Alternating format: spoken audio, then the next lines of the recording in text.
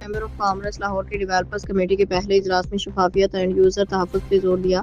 Lahore chamber of commerce and industry کی developer committee کا پہلا باضابطہ اجلاس منعقد ہوا۔ اجلاس میں senior vice president chamber of commerce Lahore Tanveer Ahmed Sheikh, vice president chamber of commerce Lahore Karam Lodhi نے شرکاء کو خوش آمدید کہا، جس کے بعد اجلاس کی صدارت ندیم پہلوان، کوآرڈینیٹر وزارت صنعت و تجارت پنجاب و چیئرمین ڈیولپر کمیٹی نے کی۔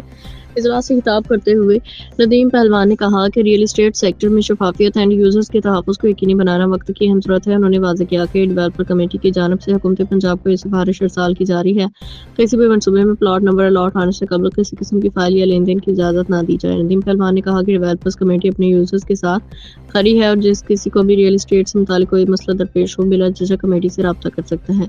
اجلاس کے دوران ندیم پاکاوالا نے چائے نہ کٹنگ و غیر قانونی طریقہ کار کے خلاف دلائل پیش کیے اور سخت موقف اپنانے پہ زور دیا۔ اجلاس کے اختتام پہ فیصلہ کیا گیا کہ ڈیولپر کمیٹی کے تمام سفارشات تجاویز چیمبر آف کامرس لاہور کے ذریعے حکومت پنجاب کو ارسال کی جائیں گی تاکہ ریئل اسٹیٹ سیکٹر میں شفافیت اینڈ یوزرز کے تحفظ اور سرمایہ کاری کے فروغ کے لیے مؤثر اقدامات ممکن بنائے جا سکیں۔